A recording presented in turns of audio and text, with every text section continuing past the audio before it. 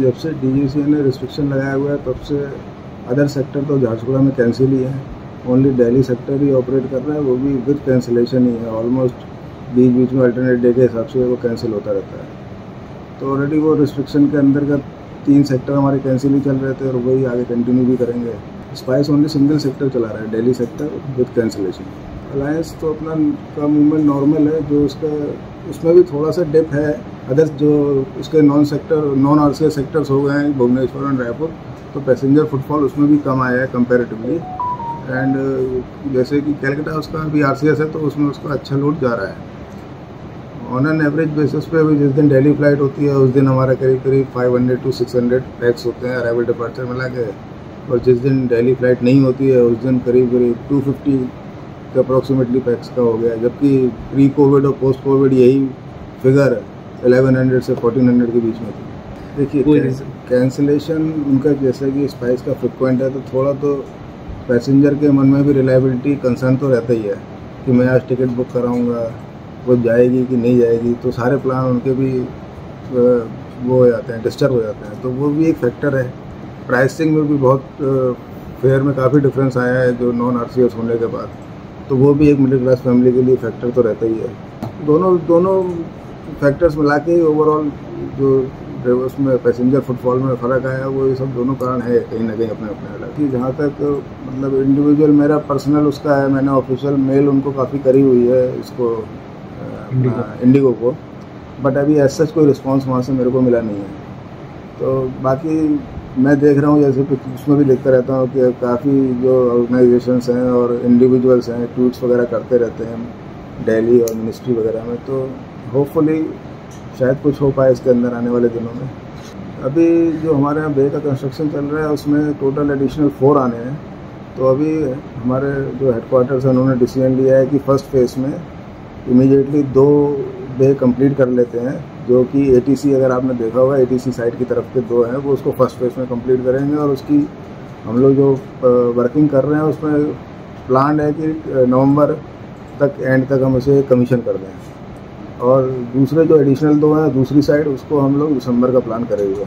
जैसे कि बे हो सकता है, मेरा ऐसा मानना है कि बे कंस्ट्रेंट भी हो सकते हैं कि बे का उसको जो अपना सूटेबल टाइम होता है किसी एयरलाइंस को नहीं मिल पा रहा हो, या वो उनकी सोचते होंगे कि शायद अवेलेबल नहीं है जिस टाइम पे दूसरे एयरलाइंस चल रहे हैं अपनी फ़्लाइट चला रहे हैं, तो वो टाइम भी शायद उनको सूट करता हो तो नहीं आ रहा हो। तो एक चांसेस है कि वो भी एक कारण हो सकता है, बट वो अगर कारण है तो आने वाले दिनों में दिसंबर तक वो भी सॉल्व हो जाएगा, तो होपफुली उसके बाद बढ़ना चाहिए फ़्लाइट्स को। अभी जो हॉकी का डेलीगेशन था जिसमें फॉरेन के भी वो थे, हमारे इंडियन डेलीगेशन भी पूरे हॉकी के थे, वो राउरकेला विजिट पे आए थे। तो रिटर्न जब हो रहे थे तो उन्होंने इस पूरे इंफ्रास्ट्रक्चर को यहाँ पे सर्वे किया था झारसुगुड़ा को, और काफ़ी पूरे सेटिस्फाइड थे कि यहाँ ऑलरेडी सारी चीज़ें अवेलेबल हैं, ऐसी कोई भी प्रॉब्लम नहीं है।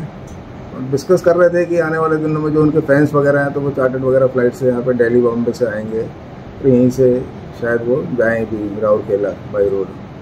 तो अभी प्लानिंग स्टेज पे है, बट सेटिस्फाइड है वो लोग यहाँ के अंदर। देखिए ऐसा है कि जैसा कि महाकुंभ में और उड़ीसा में हो ही रहा है, तो मुझे लगता है कि शायद आने वाले दिनों में कुछ मिनिस्ट्री या गवर्नमेंट्स ऐसा कोई डिसीजन लें कि इस पर्टिकुलर 1-2 महीने आने वाले एक शेड्यूल तक, विंटर शेड्यूल तक पूरा चलाएँ 2-4 सेक्टर जो मेजर वो सिटी है, बॉम्बे, दिल्ली और साउथ की कनेक्ट करते हैं, शायद पॉसिबिलिटी है। तो उसको कंसिडर करते हुए तो अभी कॉरस्पॉन्डेंस नहीं करा है, बट ऑलरेडी मैं पहले मतलब नॉर्मल फेस में 4-5 बार रिक्वेस्ट भेज चुका हूँ एयरलाइंस को कि वो आके यहाँ पे विजिट करें और सर्वे करें, और जो उनकी रिक्वायरमेंट होगी हम फुलफिल करेंगे, उनको उसमें कोई इशू नहीं है। इंफ्रास्ट्रक्चर हमारे पास अवेलेबल है। इस बात पे तो मैं आपसे सहमत हूँ। झारसुगुड़ा एयरपोर्ट को सरकार को मेहनत करके और शक्तिवान बनाना है, क्योंकि वेस्टर्न उड़ीसा का यही एक लिंक है। आज वेस्टर्न उड़ीसा का एक बहुत ही ज़्यादा स्ट्रेटेजिक एयरपोर्ट है।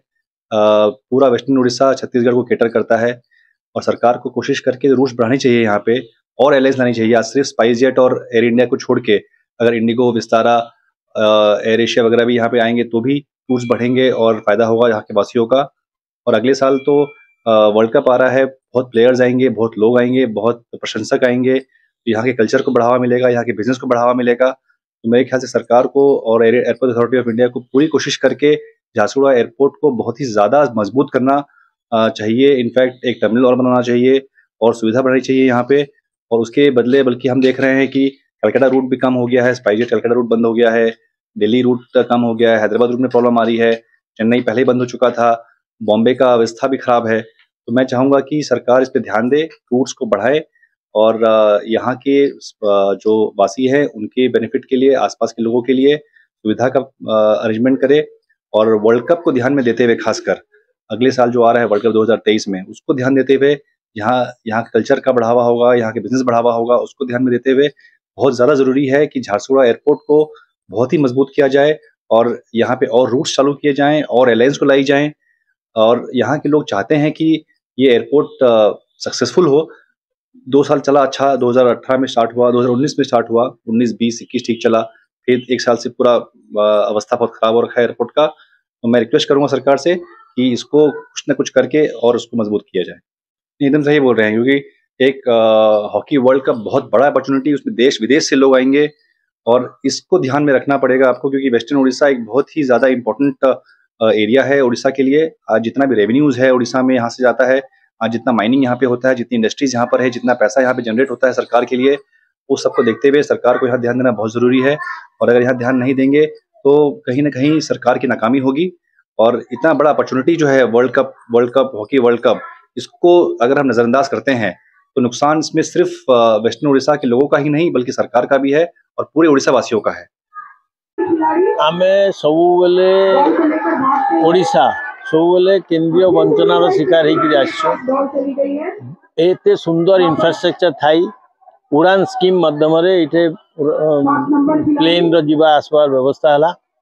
एबे लोक माने से क्षमता रखिंट उड़ान स्कीम भी बंद हो प्राय सरी जीवार उपरे। एबे केंद्रीय सरकार रेगुलर ये उड़ान देवा कथा किंतु दौना आम डिमांड अच्छी बहुत जगार भी आमर यू उड़ाजाहाज जापारूनी।